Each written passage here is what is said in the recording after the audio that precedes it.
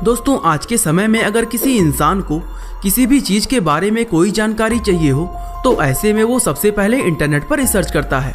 और ये बात हम सभी जानते हैं कि विकिपीडिया इंफॉर्मेशन का सबसे फेमस और सबसे मेन सोर्सेस में से एक माना जाता है। वैसे आपको बता दें कि विकिपीडिया की शुरुआत जिमी वेल्स और लेरी सेंगल नाम के दो लोगों ने साल 2001 में की थी।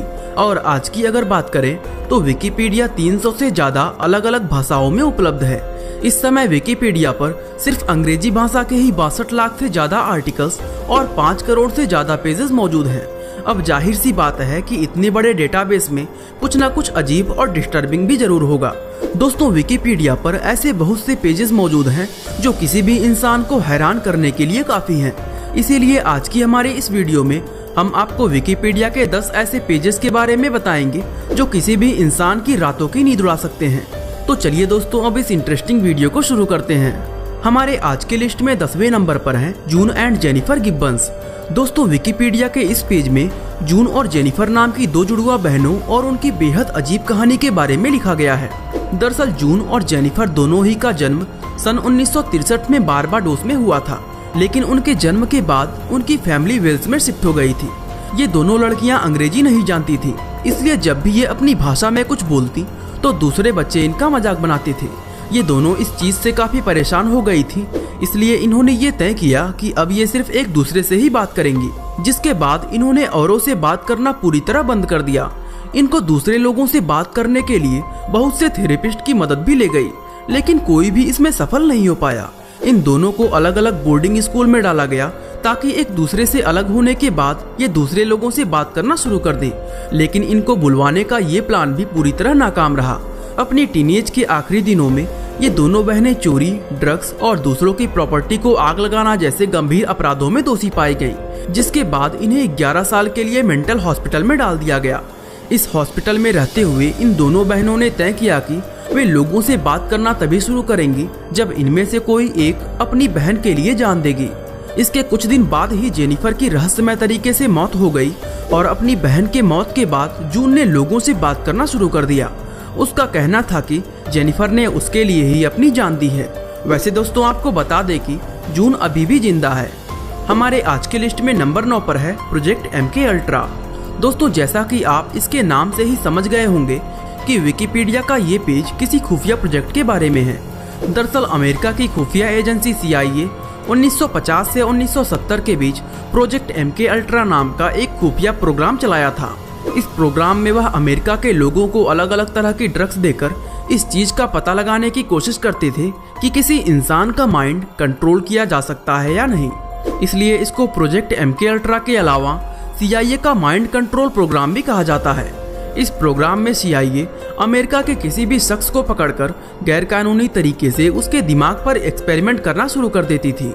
असल में CIA इस चीज का पता लगाना चाहती थी कि क्या किसी इंसान के दिमाग पर काबू करके उससे कोई इन्फॉर्मेशन निकलवाना पॉसिबल है या नहीं। इसके लिए वह ना सिर्फ लोगों को ड्रग्स का ओवरडोज देते थे, बल्कि उन्हें टॉर्चर, ब्रेन वॉश और यहाँ तक कि हिप्नोटाइज भी करते थे, जिसकी वजह से उन इंसानों के दिमाग पर ना सिर्फ बुरा असर पड़ता था बल्कि कई बार उनकी मौत भी हो जाती थी, जो असल में काफी डराने वाली बात है। हमारे आज के लिस्ट में नंबर 8 पर है केली हॉपिंग्सविले एनकाउंटर। दोस्तों आपने दुनिया में बहुत से लोगों को ये दावे करते हुए देखा होगा कि उन्होंने किसी एलियन या फिर किसी ऐसे प्राणी को देखा है जो हमारी दुनिया का नहीं है। केली हॉपिंग्सविले एनकाउंटर नाम के इस विकिपीडिया पेज पर भी ऐसे ही एक घटना के बारे में लिखा हुआ है। दरअसल सन 1955 में अमेरिका के केली और हॉपिंग्सविले के पास रहने वाले एक परिवार ने पुलिस के पास जाकर ये दावा किया था कि उनके घर में कुछ अलौकिक प्राणी यानी एलियंस आ गए हैं। पुलिस ने जब मामले की जांच की तो पाया कि घर का सामान पूरी तरह बिखरा था और घर में गोलियां चलने के निशान भी थे। जांचकर्ताओं ने भी ये माना कि वे लोग झूठ नहीं बोल रहे थे और घर में उस समय कोई प्राणी सच में मौजूद था, लेकिन दोस्तों वो कौन था इसका पता आज तक नहीं चल पाया है। हमारे आज के लिस्ट में 7वें नंबर पर है यूथेनेशिया कोस्टर।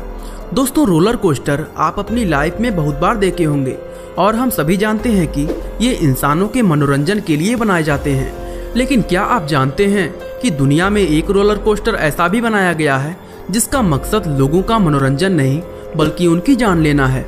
यूथेनेशिया कोस्टर नाम के इस विकिपीडिया पेज पर इस रोलर कोस्टर की सारी जानकारी लिखी हुई है। इसको डिजाइन करने वाले जूली जोनास अर्बोनस बताते हैं कि उन्होंने इस रोलर कोस्टर का डिजाइन लोगों को एक शांतिपूर्ण मौत देने के लिए किया था। 1670 फीट ऊंचे इस रोलर कोस्टर के जरिए एक साथ 24 लोगों को मौत की नींद सुलाया जा सकता है। हालांकि भविष्य में इसका इस्तेमाल कब, कहां और क्यों किया जाएगा, इसके बारे में कोई जानकारी नहीं है। हमारे आज के लिस्ट में नंबर 6 पर है दयातलोव पास इंसिडेंट। दोस्तों, विकिपीडिया के इस पेज में रूस के 9 स्की हाइकर्स और उनकी रहस्यमय मौत के बारे में लिखा गया है। दरअसल फरवरी सन 1959 में रूस के 9 लोगों का एक ग्रुप यूराल माउंटेन पर एक हाइकिंग ट्रिप के लिए गया था, लेकिन एक बार ट्रिप पर निकलने के बाद इनमें से कोई भी व्यक्ति कभी वापस नहीं आया। बाद में जब इन लोगों की तलाश की गई तो इन सभी लोगों की डेड बॉडीज बर्फ में पड़ी हुई पाई गई।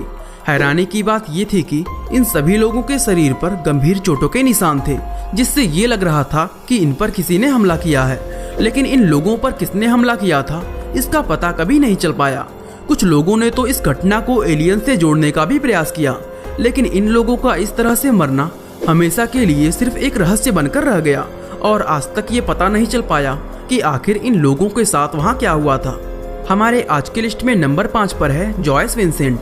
दोस्तों, जॉयस विंसेंट नाम के इस विकिपीडिया पेज में जॉयस कैरोल विंसेंट नाम की एक ब्रिटिश महिला और उसकी रहस्यमय मौत के बारे में लिखा गया है। दरअसल साल 2006 में जॉयस विंसेंट की डेड बॉडी लंदन में उनके अपार्टमेंट के अंदर मिली थी। वैसे तो उनकी बॉडी को देखकर ही पता चल रहा था कि उनके मरे हुए काफी समय हो चुका है, लेकिन जब बॉडी की जांच की गई तो सभी लोग हैरान रह गए, क्योंकि जांच में पाया गया कि उनकी मौत हुए लगभग 3 साल बीत चुके थे। असल में जॉयस ने घरेलू झगड़े के चलते साल 2001 में अपने पति को छोड़ दिया था और पति से अलग होने का उन्हें इतना सदमा पहुंचा था कि उन्होंने अपने सभी रिश्तेदारों, परिवार के लोगों और यहाँ तक कि पड़ोसियों से भी नाता तोड़ दिया था। यही वजह थी कि उनके मरने का किसी को पता तक नहीं चल पाया था। वह अपने घर में सोफे पर बैठी टीवी देखते देखते ही मर गई थी, क्योंकि उनकी बॉडी सोफे पर ही पाई गई थी और दोस्तों उस समय तक वो टीवी भी ऑन था। हमारे आज के लिस्ट में नंबर 4 पर है माइकल टेलर डिमोनियक। दोस्तों, ये कहानी साल 1974 की है, जब इंग्लैंड के यॉर्क शॉकर में माइकल टेलर नाम का एक व्यक्ति रहता था। 30 साल का माइकल पेशे से एक कसाई था और अपने अजीब व्यवहार के चलते अपने आसपास के इलाके में प्रसिद्ध था। दरअसल माइकल की दिमागी हालत ठीक नहीं थी और वह अक्सर अपने आपे से बाहर होकर लोगों पर हमला करना शुरू कर देता था। लोगों का मानना था कि उसके ऊपर प्रेतों का साया था। उसकी समस्या इतनी बढ़ गई थी कि चर्च के कई पादरी उसके प्रेतों को दूर करने का इलाज कर रहे थे। एक रात जब वह पादरियों से अपना इलाज कराकर घर लौटा कि उसने अपने पत्नी की ही हत्या कर डाली, जिसके बाद इस जुर्म के लिए उसको हमेशा के लिए एक पागल खाने में कैद कर दिया गया। विकिपीडिया पर लिखा है कि आज भी वह उसी पागल खाने में कैद है। हमारे आज के लिस्ट में नंबर 3 पर है ultimate fate of the universe. दोस्तों, विकिपीडिया का ये पेज सिर्फ तबाही और बर्बादी की बातों से भरा हुआ है। इसमें किसी शहर या किसी देश की तबाही के बारे में नहीं, बल्कि हमारे पूरे यूनिवर्स की तबाही के बारे में लिखा हुआ है।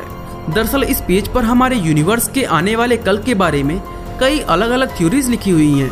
इन सभी थ्योरीज में एक ही बात बताई गई है कि भविष्य में एक दिन हमारा यूनिवर्स पूरी तरह समाप्त हो जाएगा।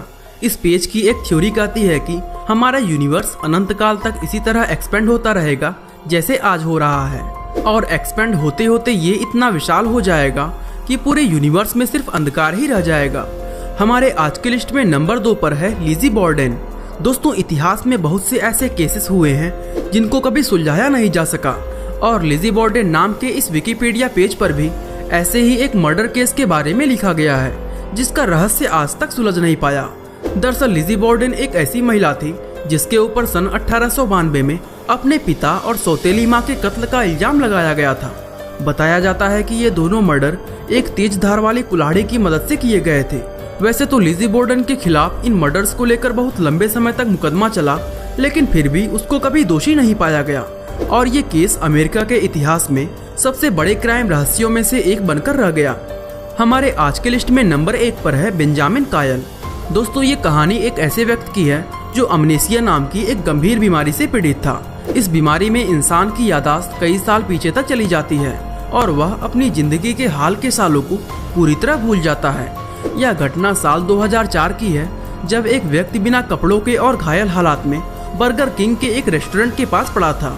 जब इस व्यक्ति को हॉस्पिटल ले जाया गया तो पता चला कि ये अमनेसिया से पीड़ित था और इसको अपना नाम तक याद नहीं था। इसलिए लोगों ने इसका नाम बेंजामिन कायल रख दिया, जिसके बाद इसने अपने जिंदगी के कई साल इसी नाम के साथ गुजारे।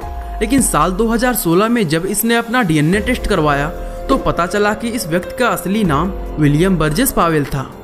बाकी दोस्तों, आज के लिए बस इतना ही।